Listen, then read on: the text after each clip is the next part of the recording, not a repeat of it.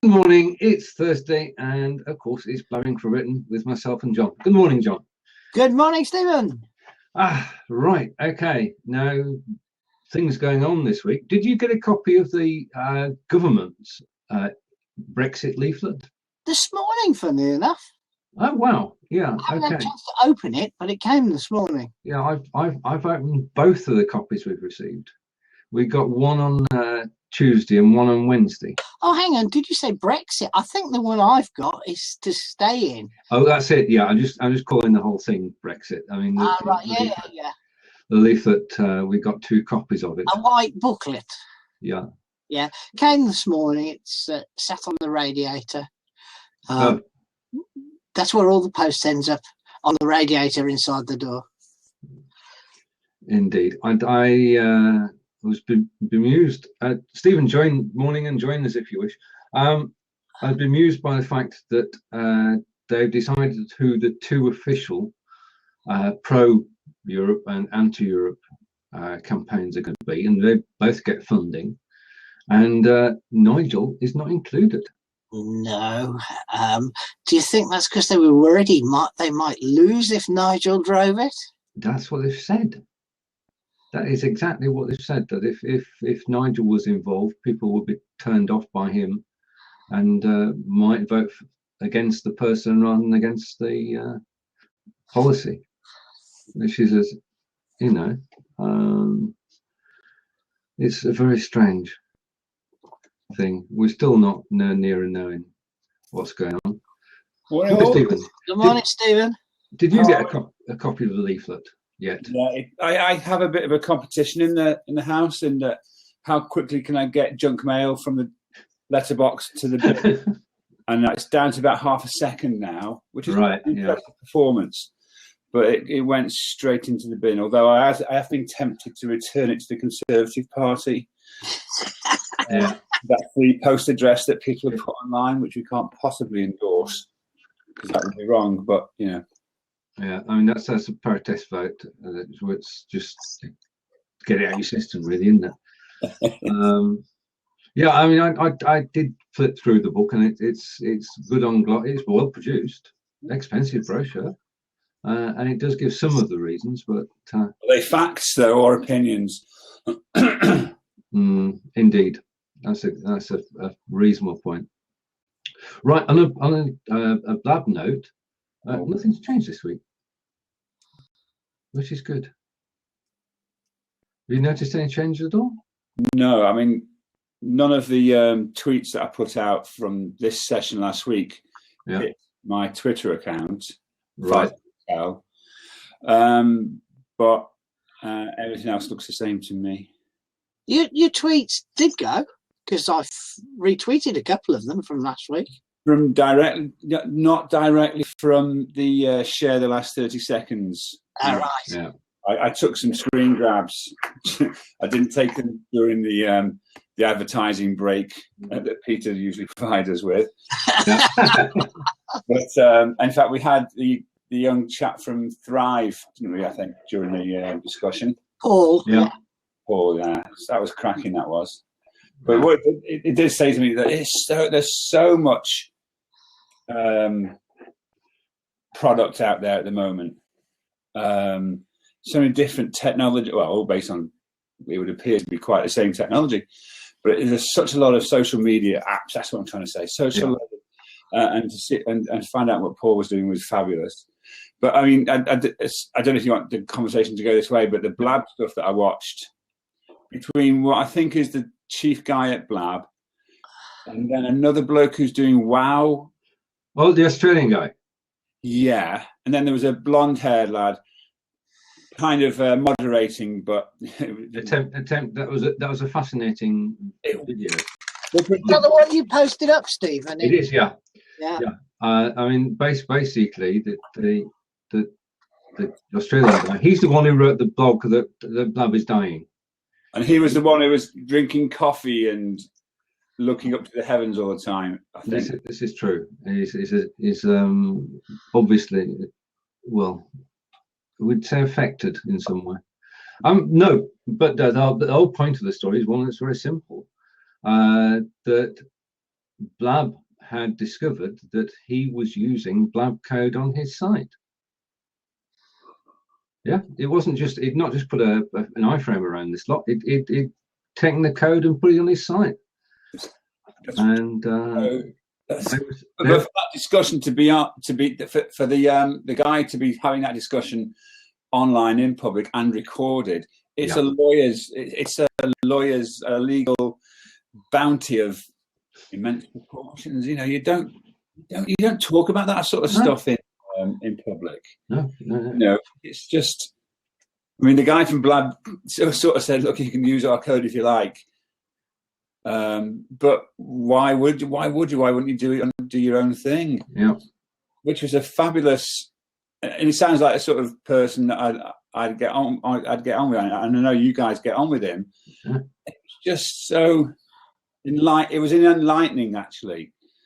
You know, people are knocking at Blab, but again, they just seem to be doing the right thing by the users as well. Yeah. So I was really pleased with how he came across, and how open he was. Really pleased with it. And I contrasted that with the other side, which was really not, well, you know, sarcastic and not pleasant, I suppose. But there was no respect, was there? No, it was, you know, and he was goading him.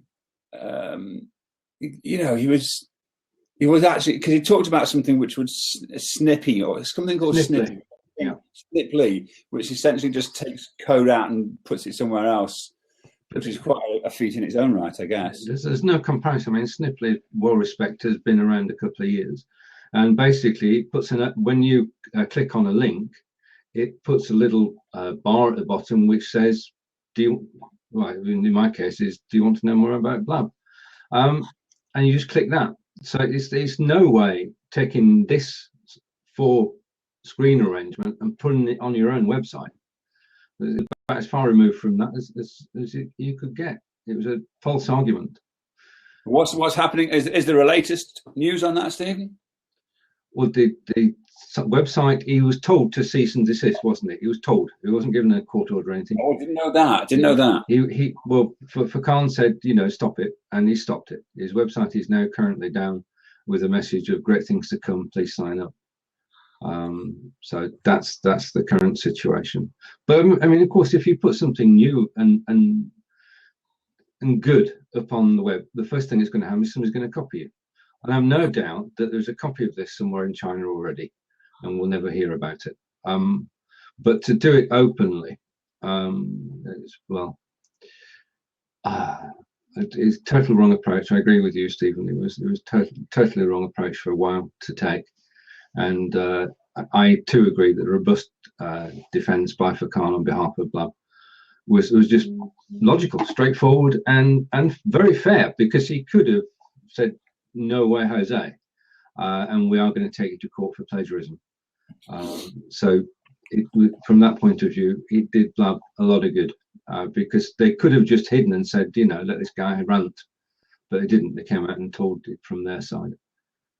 Yeah. I think it's fabulous. I really, it's an emotional thing, I suppose. You know, when you've got something that you like, and Blab is at the end of the day just a tool, but it's a tool which enables communities to grow. Yep. And that's what I like about this, because it's so easy.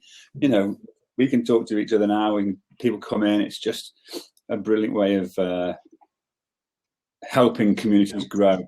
You know, that's what we're all here for. It is. Now, one of the shows, John, sorry. I was going to say, I saw another product that's being perused, whatever you want to call it, as a Blab alternative in the week. It's not Blab. Right. But it's a damn good conferencing system with private invitations, and that's called Zoom.us. And we're going to take a look now. Just a moment. it wasn't intended to do that, but you're going to have to sign up. You have to download a module. I wouldn't take a look now. Have a look at it at your leisure. Or maybe we'll even organise one post this. It's not a Blab alternative. There's no library of things you can go to. There's no live chat down the side. But what it beautifully does is you can have full screen of your slides or whatever else, your video that you want, and then gently have small thumbnails of the participants down the sides. Okay. It isn't Blab. It's never going to replace Blab, but it is totally private conferencing, and it's currently free. Right. Okay. Right. I see that Sonos has been using it. Sorry, I just picked a random brand name out of the air there. Yeah, I did. Like a speaker to us, were you? Yeah, it's good that people are doing this because it's all based around the Google technology, isn't it? WebRTC. Is that right? I guess so. I don't actually know, but I haven't a clue. that discussion the other day, I picked up those letters. Yeah. Another Google technology, which is probably why it works best in Chrome.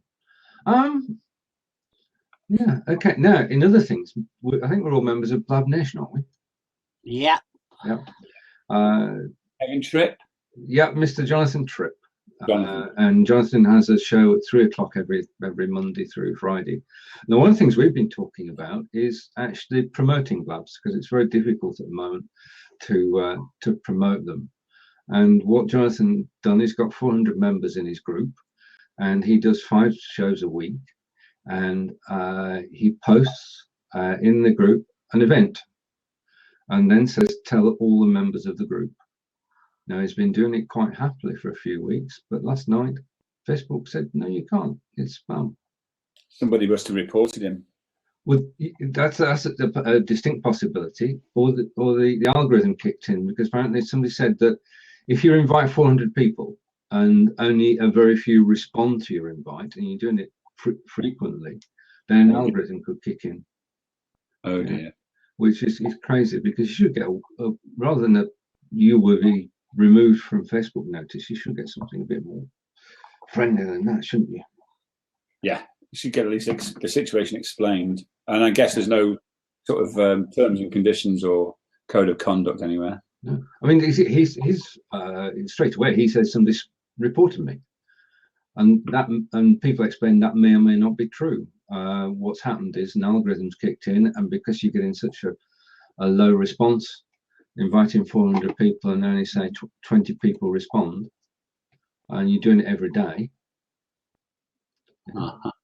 So obviously, I mean, posting in a group is not a problem. John, you've done that beautifully.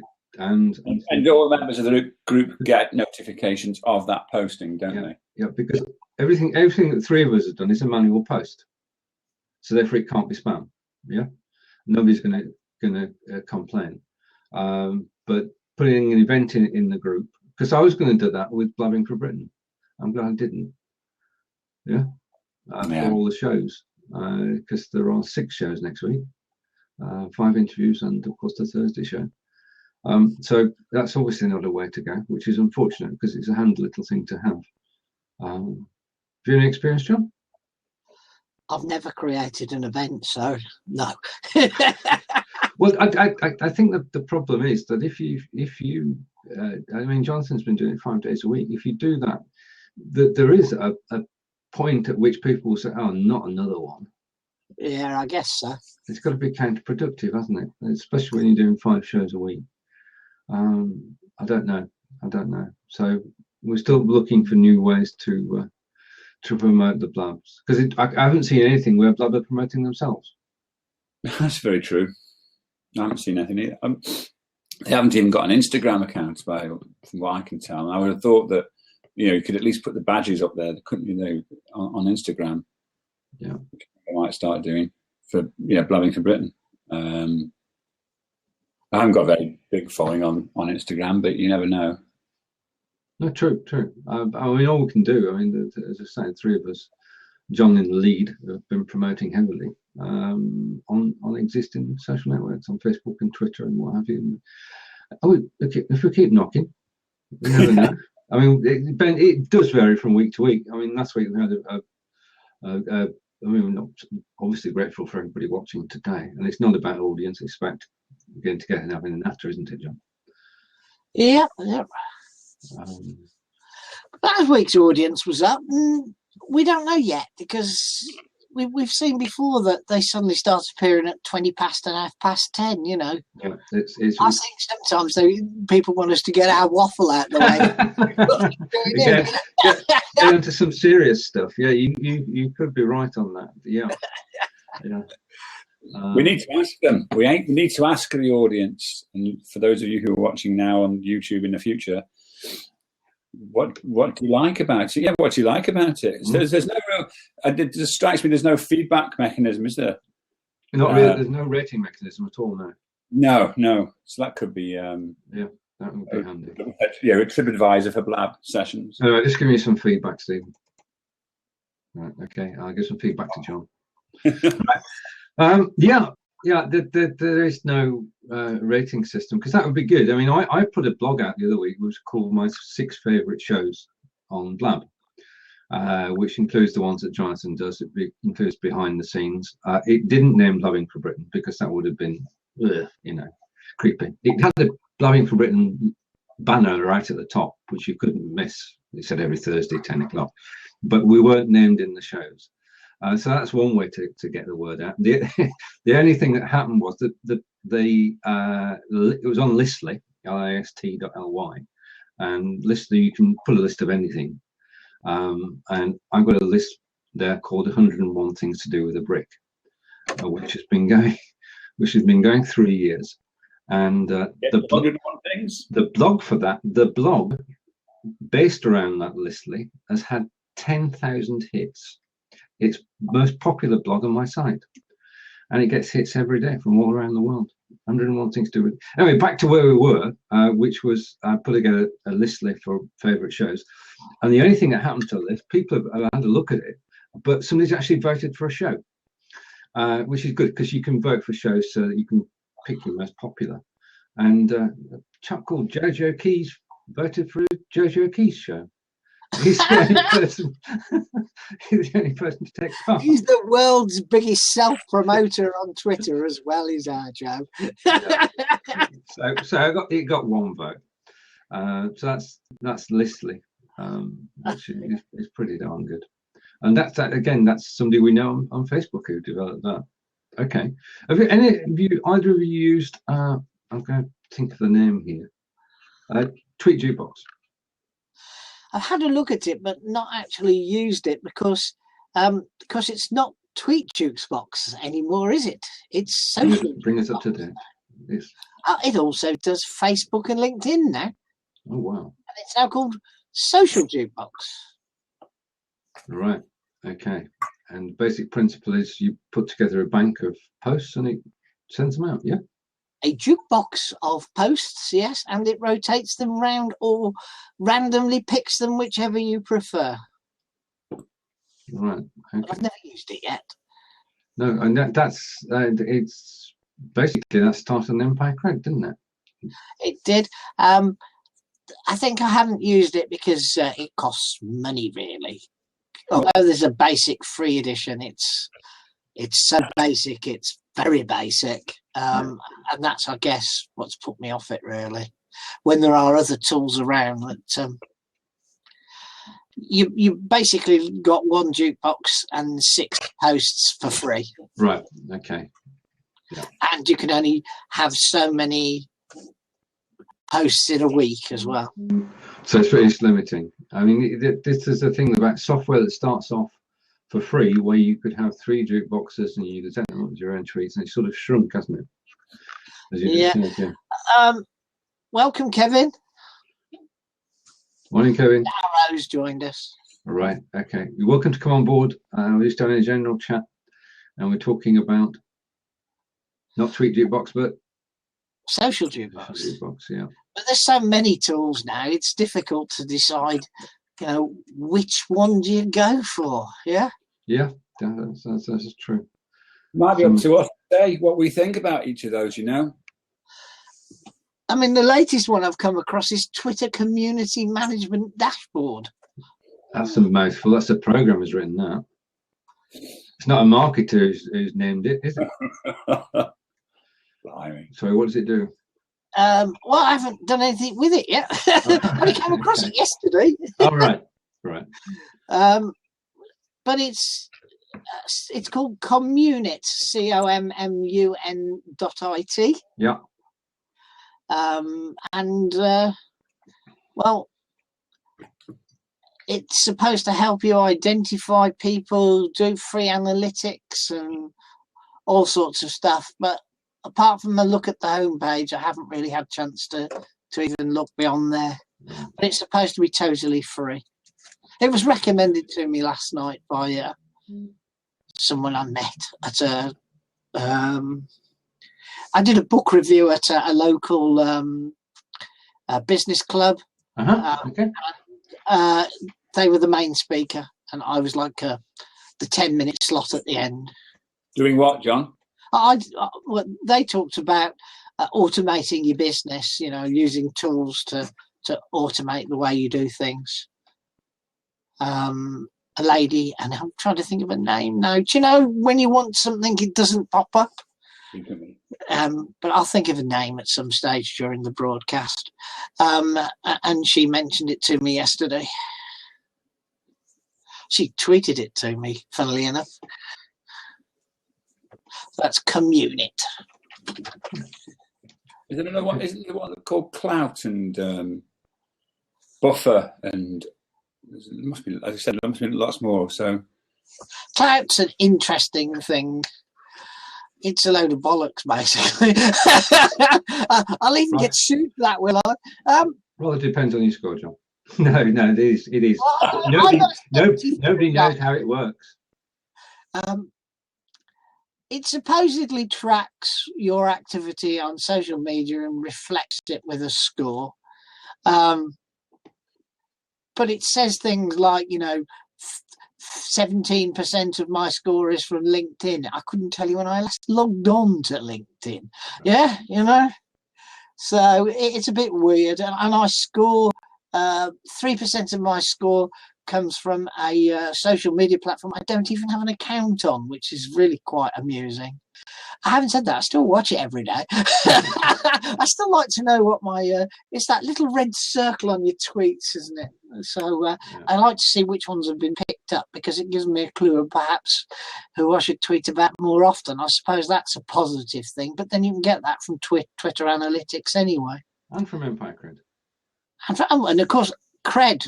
Now that's a difference. Do you have a Kred page, Stephen? No. A page? Empire Kred. No. Kred has been around for ages, and it's the alternative to Klout. To Klout, yes. Yeah. KRED or CRED? KRED. .KRED, isn't it, Stephen? I can't remember. It's .Kred. Home.Kred. Home.Kred, yeah. The home of influence. They just happen automatically, so you forget what the addresses are because you just go to them and it appears. You can set your own little mini domain up about what you do there, etc. A landing but then page. It has some nice analytics to go with it. It allows you to do a beautiful landing page for free. Well, we got it for free.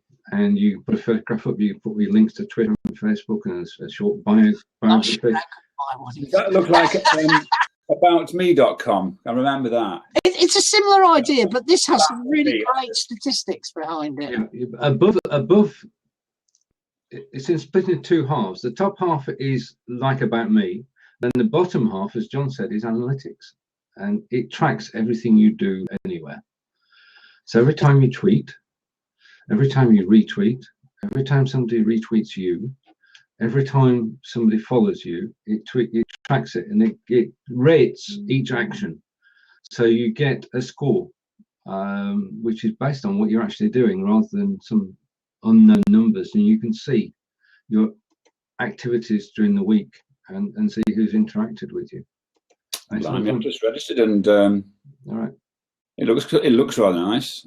I see, swish. It is. It is. And the people behind it, of course, bought out Empire View and renamed it Empire.Kred. But you can have your own landing page, and you get all the stats as well. Linking your Twitter account, your Facebook account. Sorry, John. No, I have to do. Excuse me. I have to do some polishing on mine. It's got a photo of me and not much else. Right. Okay. You get a 2-part rating score. Yeah. And that consists of influence and outreach. So the score out of 1,000 gives your influence, and the score out of 10 gives your reach out into the marketplace. It is out of 10, isn't it, Stephen? It is. It's out of 12. It's out of 12. 12, is it? I just, so that people know what we're talking about, I'll just put my link in there. Ah, that's a good idea. You can do that now, can't you? Yeah. No, it says out of 10 on here. Oh, sorry. What do I know? I don't know. Okay, out of 10 will do. Yeah. Okay. But it's the second half, which is the important bit as well. This is measuring analytics. I'm just going to log in. And you log in with Twitter and LinkedIn or Facebook or Instagram or Google Plus. Google, sorry. And it's just, I mean, we know people who are selling landing pages, business landing pages. Yes, Yeah. I used one a while back. Bounce.com, unbounce.com. Okay, yeah. It's a shame, really, because only you can see your own dashboard. And I don't think we can screen share this, can we, Stephen? Hang on, we can try. I'm not sure. Let's experiment, even though I'm going to drop the link in here. Oh, I might have beaten you to it. Okay, it says we're in a battle. Came with a red X. It said, oh, hang on, let's try again. You try again, because it just seemed to ignore me. It's come with the red X. It won't allow it. Yeah, sorry, for those of you who wonder what we're doing, because you won't be able to see it, we can drop things into the screen in this blank seat, and they will display most of the time. Yeah. Now it is actually out of 12. Thank you, John. Yeah? But Yeah. if you actually go to your home page and look at the badge out of the home page, it actually says out of 10. All right. Okay. Consistency in programming. That's always good. Right. Okay. Yeah. There, as Stephen says, there's a free option. You get it free for a tweet, and then we don't know it's $12 a year, but you get it free for the first year, and whether they'll charge in the second year is open to debate, because there would be a riot on Empire.Kred if they did that. Because they're giving everyone Empire.Kred a free page without the tweet, and I can see that it wouldn't be in their best interest. So I would take it that it's worth putting it up there, because it's another place. It's another place. It's as Stephen said, About Me is probably the best known place, isn't it? Yeah. We won't mention the other one, will we? No, we won't mention Apiro. Sorry, John. Oh, I like Apiro. I love Apiro too, and both you and I invested in it, and yes, as they say, it was a write-off. The worst $50 flutter I've ever had. Yeah, I know. But never mind. Nothing ventured, nothing gained. Oh, true. I mean, it was great to help it. It was. I thought you meant another landing page site. Oh, yeah. Okay. The replacement for we haven't mentioned Sun Tzu for so long. Sunzu.com. You can have your own landing page, and it works. First of all, I've got to say it works. You can set up a landing page. No, you don't need to go. Take care. See you later. You can have your own landing page. The only thing is you've got to pay £27 a month to actually see any stats, which makes it less. It's like having a chocolate teapot, really. Yeah, so, but it's comparative with some of the other things in the marketplace. So lead pages and things like that, they're all that sort of money. Indeed, and they managed to maintain the ranking on Sun Tzu, haven't they? Despite it's just landing pages now. Used to be a vibrant network, but we're going back 10 years. But they managed to. It is, I suppose, if you wanted to do it, it's possibly good value for money. Kevin's just asked, why would you want landing pages on your site? The reason that the landing pages off-site in these particular examples is there's loads of pre-programmed landing pages that you can just take, and in a matter of seconds you can tweak them to be something looking rather than starting from and also they've built tunnels or funnels rather. I don't know sales funnels. I've been on the Severn Valley Railway again and through the tunnels. They've built funnels where you automatically take people to a second screen, you do them a second cell, you do an up. Right. Okay. Yeah. All that stuff's pre-built, and that's why the things like leaflet. It's not laziness; it's speed more than anything. Plus, they've got built-in carts; they can take payments from all the cards all over the world.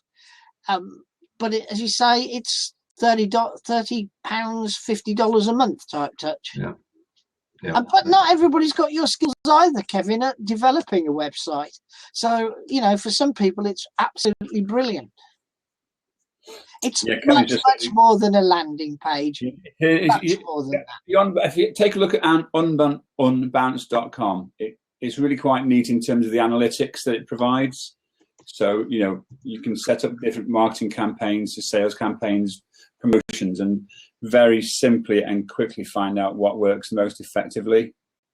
I actually quite like it as a platform, and it's something I'm doing something with family around pantomime dames, but Cameron and Boris and Whittingdale dressed or painted as pantomime dames, and we're just testing that out on Twitter now because of the EU pantomime that's going on. Yeah. The sort of political pantomimes that are always going on, and we're going to be using those sorts of a landing page to see how effective the tweets are. So how that goes. Yeah, I think the other thing is that if you just go back to Kevin's point about you driving traffic away from your own website, the reverse could be true. Use a landing page to drive traffic to your website. I think that the thing is that it's very difficult, given the number of websites there are, to actually rank well in search. Whereas if you've got a landing page site like About Me or any of those any of those HTML, that you're more likely to be found in a Google search. Is that rubbish or true? That sounds like a good thing, a good bit of advice to me. I mean, search these days is really about who connects to you and what value you're bringing to the audience, isn't it? Really, it's not about keywords and what have you so much. It's really about who you're influencing, and I think that any way in which you can show that it's relevant, the relevance of a link of a search query, I think the landing pages can help you with that. John's got a book. Oh, hello. It's the wrong way round. Dotcom secrets. Sorry, Dotcom secrets from Russell Brunson. Russell Brunson is the king of funnels. Okay. And buying this itself was a funnel because he advertised this as free, only pay the postage. And he advertised it 2 months before the book would be printed. It is a great book, and if you're building funnels, I recommend it. Right. It is really great. But his own funnel was really cool as well because he dragged you in, he gave you loads of examples of funnels you can do. At the end, he said, "Oh, here's 2 free funnels you can download." But then he went on to say, "Oh, the book won't be out till whenever, March day, yeah. Okay. But would you like an electronic copy for $5? Yeah. So I paid $5.95 to have the hardback posted to me, and already signed up for that. And then I signed up for $5 to get the electronic copy straight away. Right. So funnels can really work, but this has got some excellent ideas, and it covers all sorts of markets: dentists, footwear, but it is centered around his product called ClickFunnels. But nonetheless, there's some great ideas you can pitch in here if you're building landing pages. Advert over. And we can buy just the download as well now if you want. You're giving a recommendation, John. It's not an advert when you actually used it and got benefit from it. Well, we're all allowed one. We're missing Peter, of course. And where is he? we need the Costa advert. I wonder if he's fallen off his bike. He was gone on a big bike. Cycling. And I haven't seen him on Facebook or anywhere since. Okay. I don't think he has. No. He he's doing all those little videos. He did a little video about cyclists versus the traffic the other day, which was picked up by a number of biking societies and has been spread around quite a bit. He's one of those people who's in the right place at the right time, isn't he? He's always going on about his networking and stuff. Yeah. He appears to be a bit of a bigwig on the cycling in Scotland arena. Right. Okay. So yeah. But there was a beautiful picture of him sat in a cafe. What a surprise! With his bright yellow jacket, his cycling shorts, his bright yellow hat, with his camera on the top. All right. Okay. These guys who cycle with cameras on their heads. But he does bring some interesting footage. I mean, we've had some footage from Andrew, haven't we? Yeah, quite interesting stuff of how he's ended up in the hedge. How people come so close and that sort of thing. Yeah. Right. So is Saf here or is he hiding? We came and went, I think. Oh, okay. Saf's organisation, it's a guy called Khalid Karim. They run the networking meeting where I gave the book talk. I've known Saf for a long time. He is like Mr. Networking in the South Birmingham area. Right. Yeah. And it was interesting to see him speak to yourself a couple of weeks back on Facebook, I think it was, asking if he could come in from a conference or something of that nature. Did he? Yeah. You spoke to him on Facebook. Might have been Blabbing for Britain. Or something. Oh, right. Okay. Yeah. Okay. Right. I got this. I've killed conversation stone dead.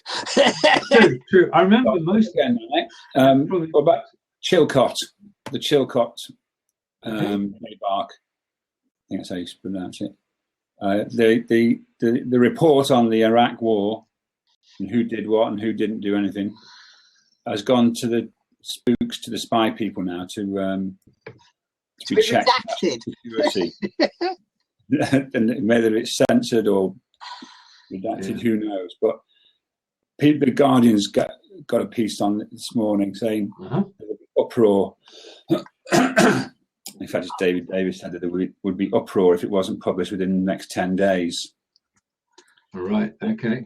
Will there be an uproar? Will there be an uproar? I don't know. Do you want to pop? I've just made you a host, Stephen. Do you want to pop a link in? Oh, that's an idea. Yeah. Then we know a little bit more. I'm just going to shut down the windows that we've been.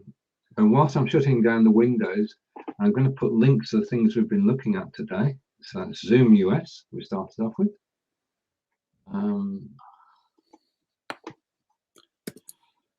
And Kred, and that's gone. Drop-ins weren't sure in recording. That's cool. I suppose it's only fair that we should have a link to. So the proposition is that there will be uproar if the report isn't released within 10 days, because David Davies reckons that the spooks need 10 days to go through it and chop out bits that are prejudicial to national security. Yep. Okay. But I'm just saying, will there? There won't be an uproar, and if there was an uproar, how much would it matter? It's a terrible thing that the families are going through, but they've been going through it for 7 years now, if not more.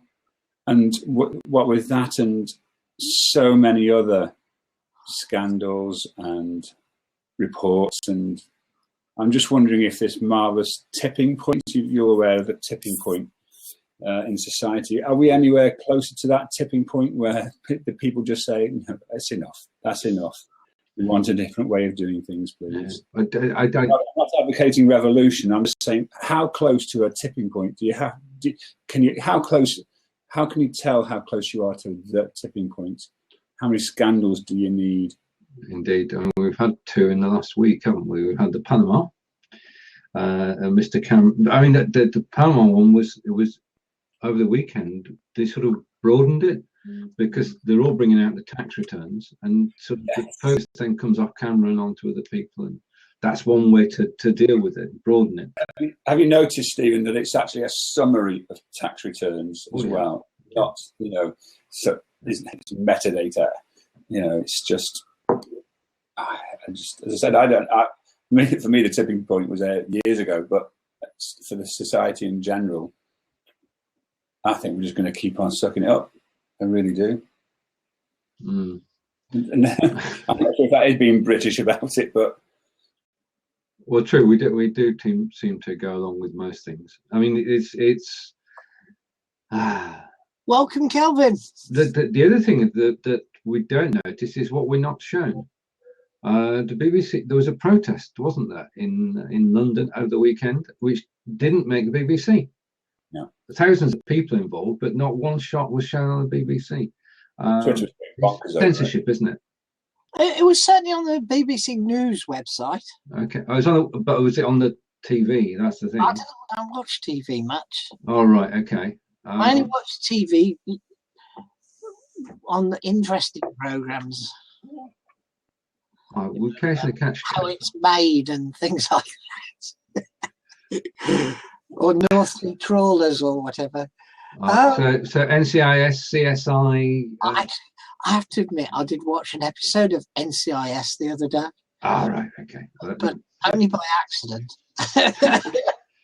No, I think that we are a tolerant society, and as much as the newspapers try to rile us, and anything can go wrong, and we'll just forgive it over a period of time.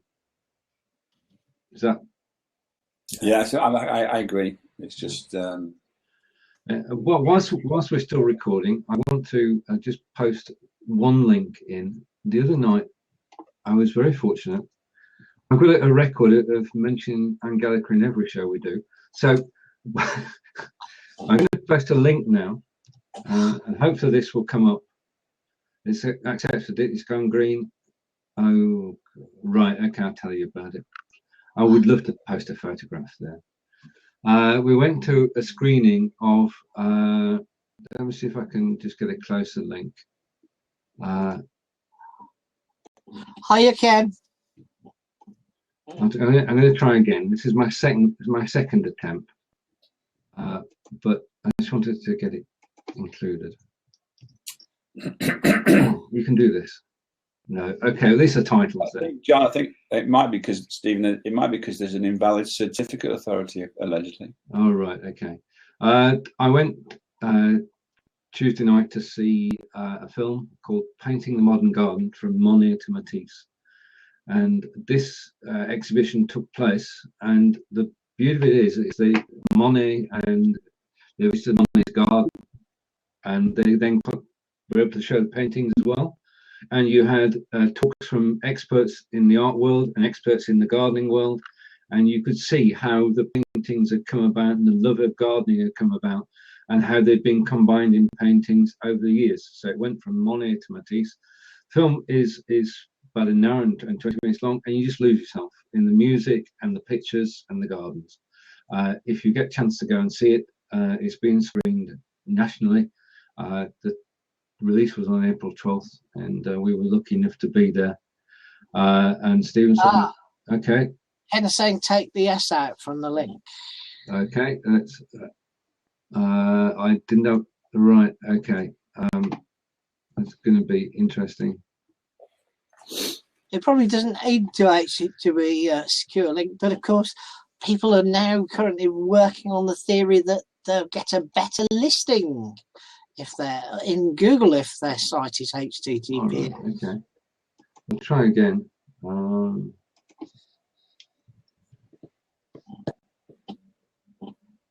I don't think it makes any difference at all, but they are beautiful photographs, wonderful music, great narration. I've opened it in a window. It looks really cool.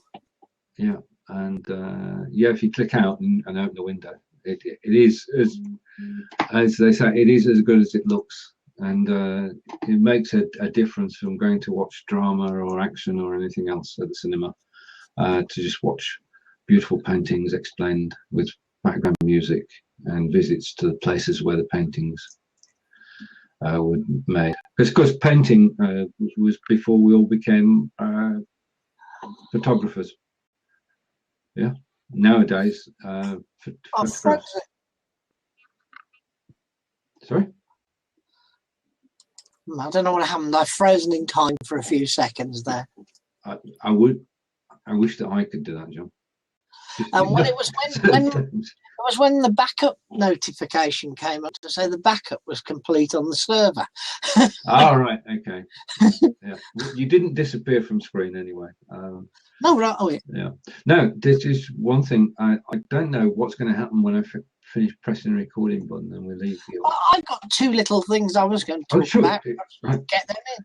Yeah. They're not serious. Have you seen the reports about the sniffer dogs, the drug sniffer dogs at Manchester Airport? No. They're having far more success finding cheese and sausages than they are finding.